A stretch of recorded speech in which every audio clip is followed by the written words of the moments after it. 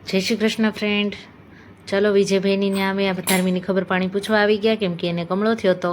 ચલો પછી બધાએ ચા પાણી પીધા, ઠંડુ પીધું અને પછી બધા ગપશપ મારવા બેસી ગયા. થોડાક ગપશપ કરી અને માનુષીને અનદની સાથે થોડીક મોજ મસ્તી કરી અને પછી અમે લોકો ત્યાંથી નીકળવાની તૈયારી કરવા માંડ્યા, કેમ કે નીચે આજે નણંદબા આવવાના છે. તો હું નણંદબાની રાહ જોઈ રહી છું. તો ચલો એ આવી ગયા છે અગિયારસ કરવા માટે.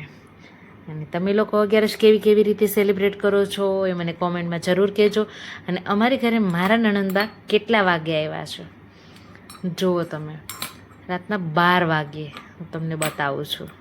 જુઓ લાઈવ 12 વાગે રોકાવા માટે આવ્યા છે, કેમ કે ટિફિન સર્વિસનું કામ કરે છે.